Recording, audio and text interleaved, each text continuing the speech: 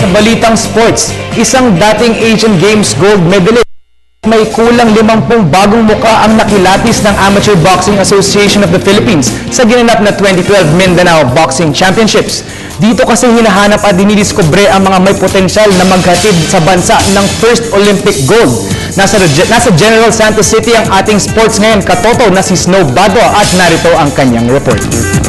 Masasabing buhay na pruweba si dating Asian Games bronze medalist Victorio Saludar na hindi biro ang pagkuha ng slot sa Philippine National Boxing Team. Si Saludar ay ang other half ng matagumpay na Saludar Brothers na kumupo ng gintong medalya sa world event na Summer Cup noong 2010. Sinundan nga ito ng maalamat na third place finish ng Cotabato Puncher sa light flyweight class ng Gwangju Asiad. Pero isang taon kasi matapos na masibak sa koponan dahil sa pag-awol, ito at gaya ng iba, nakikipagtagisan ng galing si Saludar sa mga young fighters.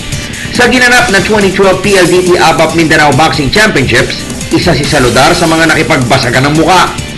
Handa umano si Saludar na gawin ang lahat makabalik lamang sa pool. Ako, kailangan ko talagang bumalik po kung papayag si Sir. Sir, sana nakita mo naman yung laro ko, sana na napagalingan mo sa akin.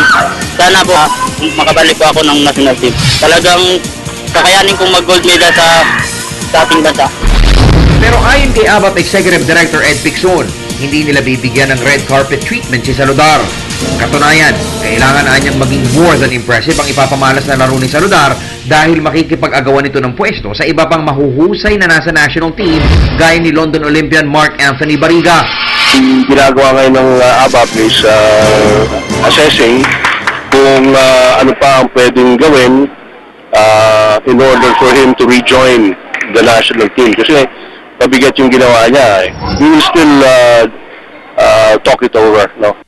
Tila mas lalo namang mahihirapan si Saludar na makasingit ng pwesto dahil sa ginanap na Mindanao Championships, maraming mga bagong mukha na nakita ang Amateur Boxing Association of the Philippines. Bababa sa 40 high-caliber young fighters ang nadiskubre muli ng ABAP sa kanilang malawakang grassroots development and talent identification program.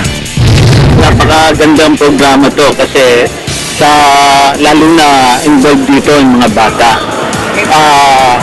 This is a true way to find new talents.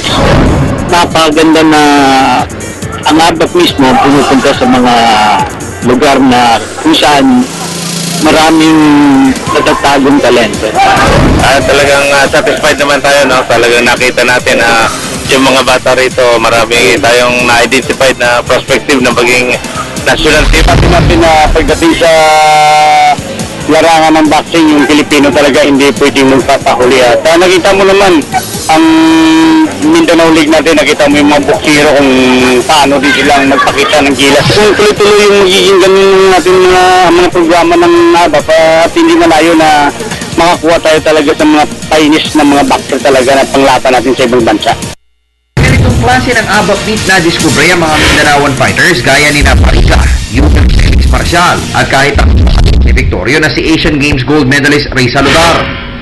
Sa first quarter ng 2013, gaganapin naman ang ganito rin kalaking boxing tournament sa Las Piñas para sa mga Metro Manila at Luzon Punchers.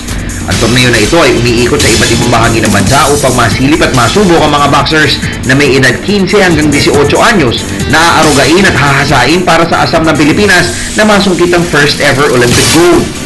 Nakita natin yung mga potential here in Mindanao, and we're very happy to note na marami tayong nakita.